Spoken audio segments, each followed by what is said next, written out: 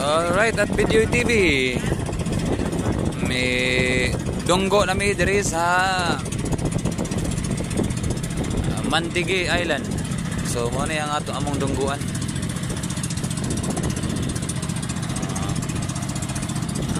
Among dungguan kon pud siya mga bas gyap. Isadsad gyapon sa bas ang pambot. Indot basta sa lugar kay di magisa ingon siya nga para sa ubang katong giatuan to nga naked. Wa gyud say kahoy ba. Karon ay kahoy nindot siya. Ay kapasilungan.